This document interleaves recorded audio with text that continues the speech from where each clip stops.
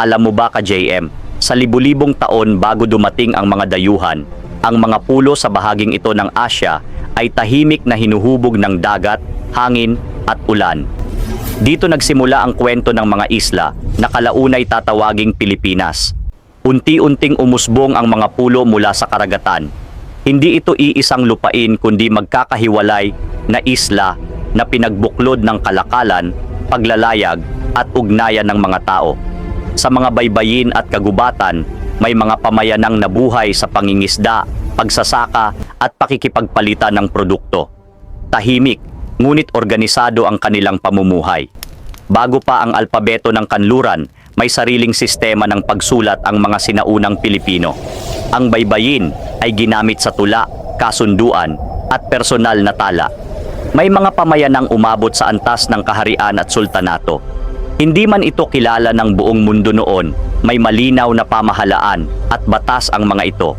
Ang yaman ng mga isla ay hindi lamang ginto. Mas mahalaga ang lupa, dagat at ugnayan ng komunidad na naging pundasyon ng kabuhayan. Ang kagubatan ay pinagkukunan ng pagkain, gamot at materyales. Ito rin ang nagsilbing kanlungan at depensa laban sa panganib. Sa bawat henerasyon, ipinapasa ang kaalaman sa pamamagitan ng kwento at ritual. Dito nanatiling buhay ang alaala ng mga ninuno. Hindi lahat ng panganib ay nakikita. May mga bantang dumarating ng hindi inaasahan, mula sa kalikasan hanggang sa mga banyagang mata. Habang umuusad ang panahon, patuloy na nagbabago ang lupa at tao, naghihintay ng panibagong yugto sa kasaysayan. Sa ika-16 na siglo, may mga barkong lumitaw sa abot tanaw. Dala nila ang bagong teknolohiya, relihiyon at layunin ng pananakop. Sa unang pagtatagpo, nagkaroon ng palitan, kalakal, salita at kultura. Ngunit mabilis itong nauwi sa kontrol at pananakop. Maraming likas na yaman ang kinuha at iniluwas. Ang tunay na halaga ng mga isla ay nakita ng mga dayuhan. Sa kabila ng pananakop, nanatiling buhay ang diwa ng mga katutubo. Ang paniniwala at kultura ay hindi tuluyang nabura. Ang mga bayani ng alamat at kasaysayan ay naging simbolo ng tapang at paglaban sa pang-aapi. Sa ilalim ng dagat, may mga barkong lumubog, tahimik na testigo ng kalakalan, bagyo at digmaan. Unti-unting sumikat ang bagong araw, tanda ng pagbabago at panibagong yugto ng pakikibaka. Ang mga bulkan ay patuloy na nagpapaalala ng lakas ng kalikasan, isang puwersang hindi kayang kontrolin ng sinuman. Sa mabilis na paglipas ng panahon, makikita ang pagbabago ng mga isla at ng kanilang mga tao. Sa gitna ng lahat, nananatiling buhay ang kwento ng Pilipinas, isang bansang hinuhubog ng kasaysayan. Mula sa kanluran, dumating ang mga galyon na may dalang krus at kanyon. Hindi lamang kalakalan ang pakay, kundi ang ganap na kontrol sa lupa at tao. Unti-unting pinalitan ang mga sinaunang paniniwala.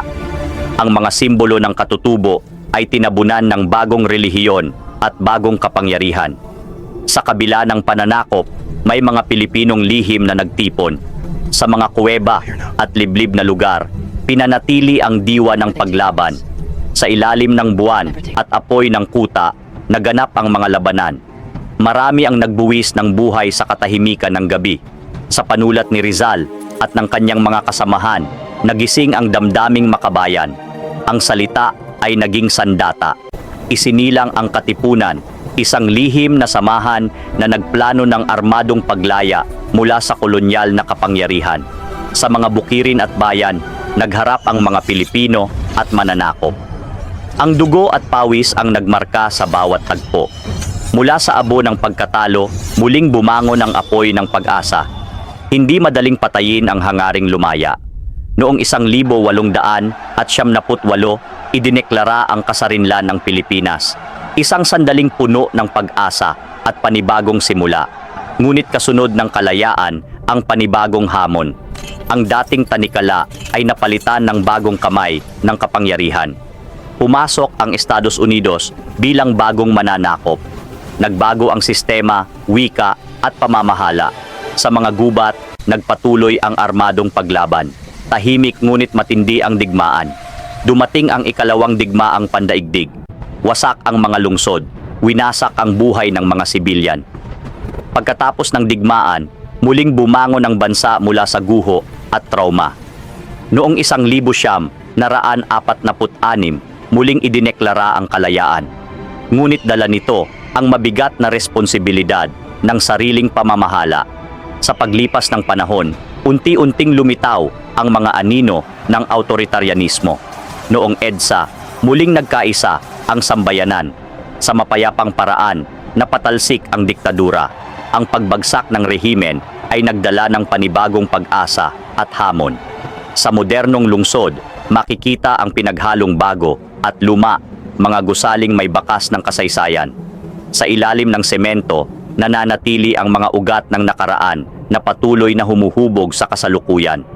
Mayon Volcano, buhay at naglalabas ng apoy, simbolo ng lakas at ganda ng kalikasan sa Bicol. Chocolate Hills sa Bohol, natatabunan ng hamog, kakaibang anyo na hinangaan ng mundo. Sa ilalim ng dagat, coral reefs sa Palawan, tahanan ng libu-libong isda at lihim na kaharian. Sharks at iba pang dambuhalang nilalang sa Tubataha Reef, tagapangalaga ng dagat, nagbabantay sa ekosistema.